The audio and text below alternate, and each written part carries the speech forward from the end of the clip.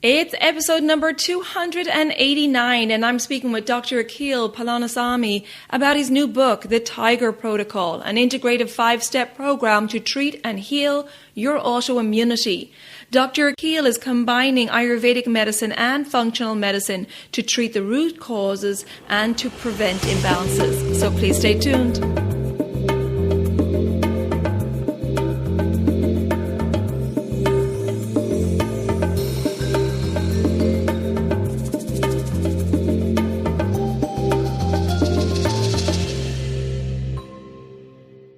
Hi there, I'm your host Colette, and on this podcast I will be sharing the teachings of Ayurveda, yoga, and holistic health practices.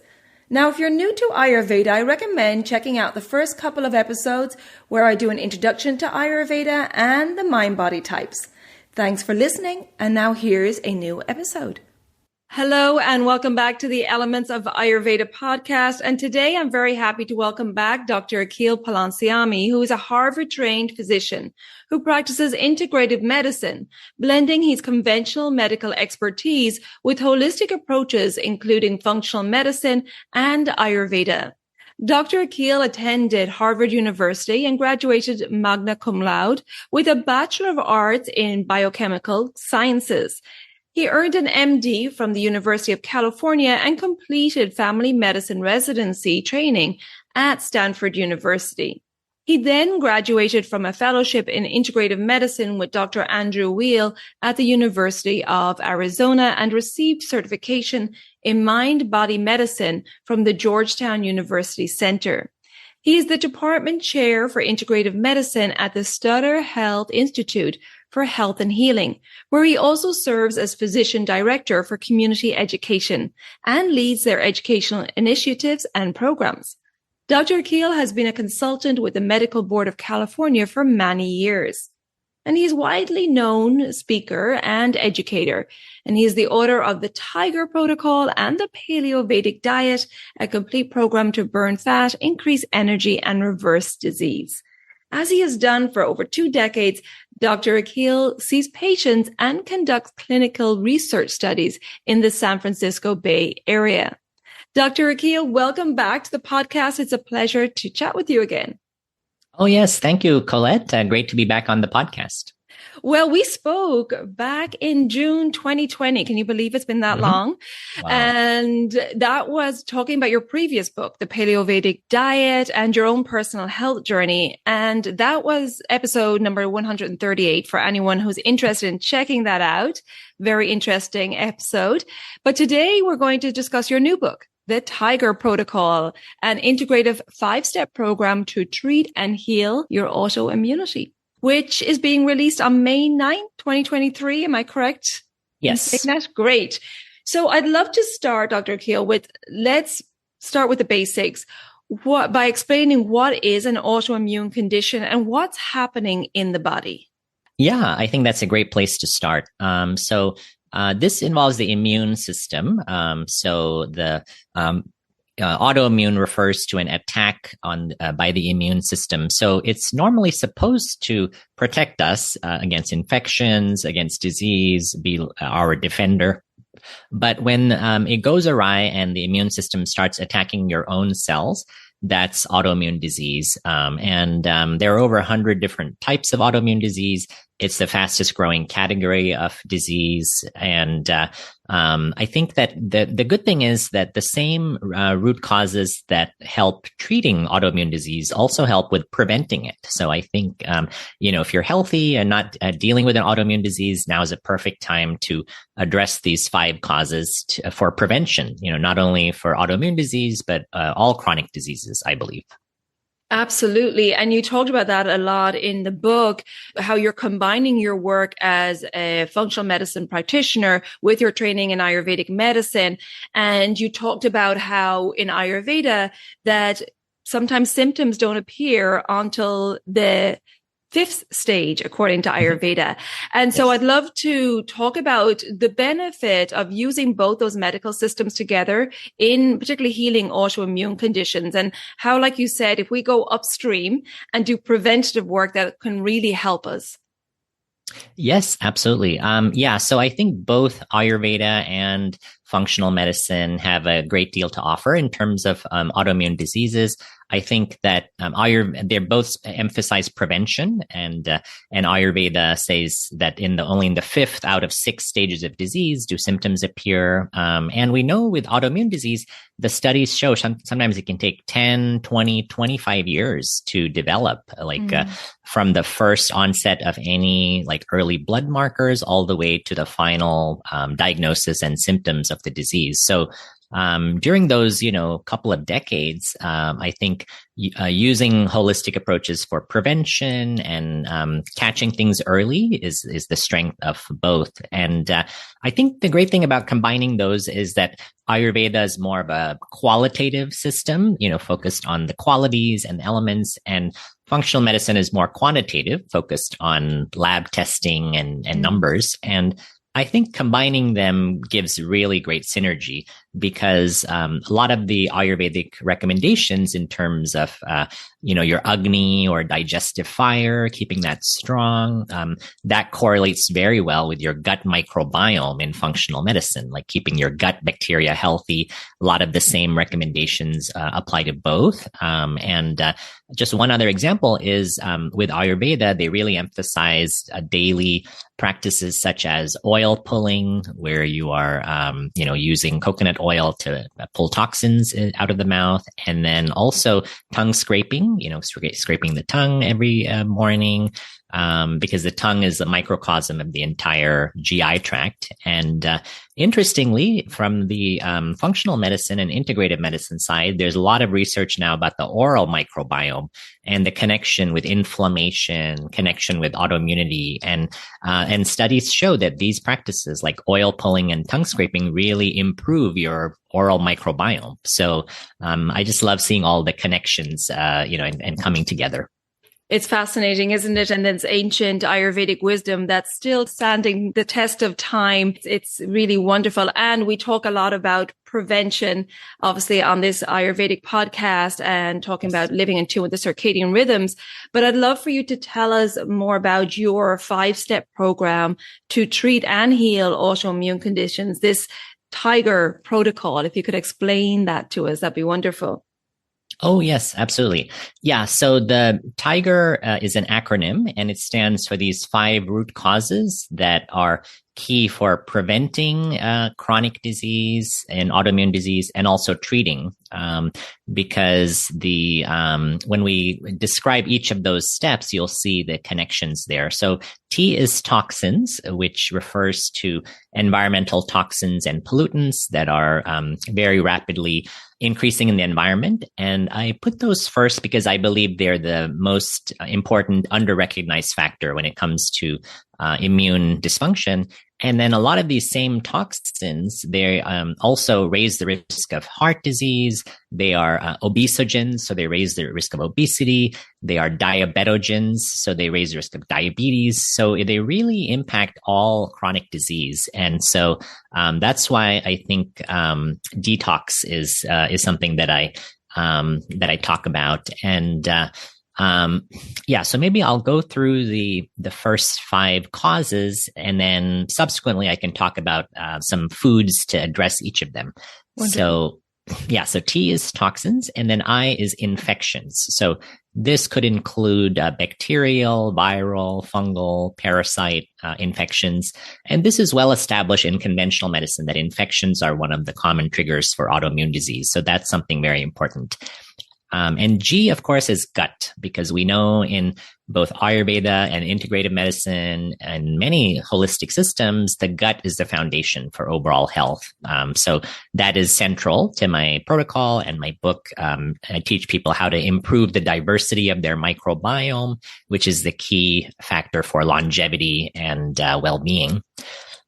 And then E refers to eating right. So it's all about food, because food is medicine, and the right foods can, they may have played a role in the development of autoimmune disease, so they can also be used as a treatment. So I talk a lot about what I call the phase 1 diet and the phase 2 diet. Phase 1 diet is more of an elimination diet where it's a bit more restrictive. You're trying to heal your gut and detoxify.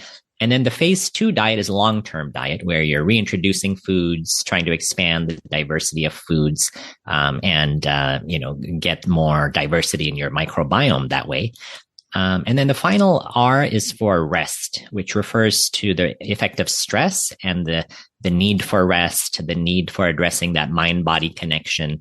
That includes, good sleep, but also practices for reducing stress through the mind-body connection. So that's kind of the the causes in terms of the T.I.G.E.R acronym. Great. Thank you. And a very holistic approach to this protocol. And you divided the book up into 3 parts, correct? Yes. Part 1 was the 5 root causes of autoimmunity, as you just explained. Then how to learn how to implement the protocol, and then treatments to help reboot the immune system. Is that correct? Yes, exactly. Wonderful. So do you want to take us through then some of the second part, learning how to implement the protocol? It'd be wonderful. Yeah, absolutely. So, of course, I rely on food heavily because I really believe in nutrition as the foundation and using foods to heal. So, with each of those 5 steps with the T.I.G.E.R protocol, let me mention a food that's especially powerful. So, and maybe not as well known, So with the toxins, we all know that cruciferous vegetables are, excellent for many reasons. But my favorite for detox is the beet greens, which are the leafy tops of the beetroot that have very unique compounds that are good for the liver and support methylation, which is another way your body detoxifies. And so getting beets with the greens still on is what I recommend. And you can cook them just like you would kale or any leafy green, and they won't lose any of their benefits. So, and then with the with infections, I really rely on spices because in Ayurveda, that's a powerful therapeutic area, just using spices as medicine. For example, even turmeric powder is well known for anti-inflammatory effect and good for the brain. But in Ayurveda, we use it as a very good antimicrobial. And studies show that it actually has good antiviral properties, antibacterial. So turmeric is great. And then I also teach people how to use other spices like, garlic, ginger, black cumin, ajwain, fenugreek, cinnamon. So spices are a big part of the book, and also the recipes, because I have about 35 recipes from my kitchen that incorporate spices so that people have ideas how to use them. So that's the infection component. And then G is gut for healing the gut microbiome. I'll mention a couple of foods. So one is I am a fan of bone broth in terms of, the gut healing effects. If you'd rather not do that, you can do collagen powder. And then the other food that is very powerful is broccoli sprouts. So these are very rich in sulforaphane.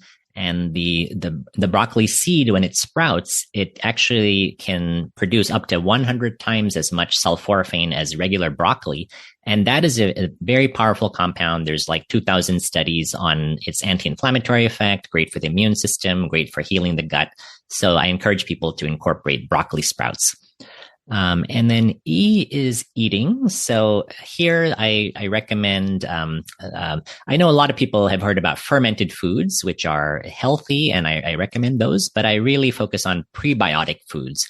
And a prebiotic is something that your gut bacteria feed on to grow. And there are unique categories of prebiotics in the diet. So there are foods that contain polyphenols, there's inulin, there's 3 types of resistant starch, there's arabinoxylans. And for each of these categories, I like to give, I've given like dozens of examples in the book because I think it's important to focus on adding in, the more, there's a lot of talk about restricting the diet, but adding more things for the long term is very important. And And some of these foods are kind of surprising, like with polyphenols, the richest nut source of it is actually chestnuts, which typically we use it just as a holiday food, but, very good for the microbiome. And then when it comes to inulin, the artichokes are really good, as are leeks and asparagus. So those are, some examples, just really choosing what you can tolerate from the prebiotic foods is what I recommend. And then finally the R, there isn't really a food for relaxation, but I think finding what works for you, whether it's meditation, yoga, prayer, gratitude, forgiveness, all of these have been shown to be helpful. Absolutely. And reducing our stress is paramount to our overall health these days. And I really appreciate in your book, you had the advanced tip where you said that you have patients complete the T.I.G.E.R protocol first before considering testing for infections. And I believe in that philosophy. That's the philosophy I follow as well, because it can, just by cleansing, can sometimes rectify some of the imbalances and bringing in some diet and lifestyle changes as well. Mm-hmm. And what I'd love, if you could, you had lovely case studies in the book. And if you could share a case study with us. Oh, yes, absolutely. So in the book, each chapter has a case. So there's 14 cases that I talk about. So I'll just mention a couple that I really resonated with and to illustrate. So one is I had a patient who came in with autoimmune thyroid disease called Graves' disease, which is where the thyroid is actually stimulated to produce too much hormone. It's the opposite of Hashimoto's, which is where the thyroid is low and not making enough. So he was had very high levels of thyroid hormone and was referred immediately to an endocrinologist who said, let's do the radioactive iodine ablation. We will completely, destroy the thyroid, and then you'll be on thyroid replacement for your whole life. But that's the only option. So he was not satisfied, and he came to me, looking for alternatives. And so in the acute phase, we actually got him more stable with herbs and using Ayurvedic herbs to address the acute flare-up. And then as we did more testing, we identified food sensitivities. So I had him do an elimination diet. We identified certain toxins. So I had him follow like a detox protocol. And then we also identified leaky gut. So I really emphasized healing the gut. And it took, a couple of years, to be honest, in terms of managing that case. But by the end, he still had his own thyroid. All his levels had normalized. His antibodies had returned to normal, and he was essentially cured. And he's now kind of just going on with his life. And so I think that just illustrates the power of addressing these multiple causes. Absolutely. Yeah. Fantastic. And like you said, you do the elimination, but then you reintegrate so that there's no food restriction going forward. That it's important that they can maintain a well-balanced lifestyle with food going forward. That's important for you, right? In this protocol. Oh, yeah, absolutely. Yeah. I think sometimes people get into the issue of restricting their diet and then staying on that very restrictive diet for too long just because they're, feeling better. But should be an important goal to heal the gut during that time. And that'll maximize the chance for successful reintroductions of food, because in the long run, we do know the diversity of food is really the key for the microbiome and for longevity. Absolutely. And so talking a little bit about diversity of food, diversity of plants and all sorts of foods, or what are you referring to there? Yes, it's pretty much all of the plant foods that feed the microbiome. So I'm talking about diversity of whole grains, legumes and beans, nuts and seeds, and also any spices. Those are prebiotic. Sprouts. So basically, any type of plant food, just getting a diversity. And, you can count. So I tell people to try to get 30 or to 40 different types of plant foods in a week. So you can count like red apples and green apples and golden apples separately because they're each slightly different. You can count, like if you use turmeric, ginger, garlic, and black pepper, you can count those as 4 foods in a meal. And if you use red rice and brown rice and white rice, that's 3 different foods. So if you kind of look at it that way, it's not too hard to achieve that ideal of 40 plant foods per week. Oh, that's great to know. Great. And did you say you had another case study to share with us? Did you say you had a couple? Yes. Yeah. Okay, so another great. one is I had a 45-year-old Hispanic woman who had psoriasis, which is a autoimmune skin disease. And then she also had a few metabolic issues, obesity, insulin resistance, fatty liver, high blood pressure. So that's what's called metabolic syndrome, those kind of constellation of things. And she was on steroid creams for the psoriasis, but it wasn't really helping. They weren't controlling the symptoms. And when she saw me, we looked at toxins, but they actually were not a big factor in her case.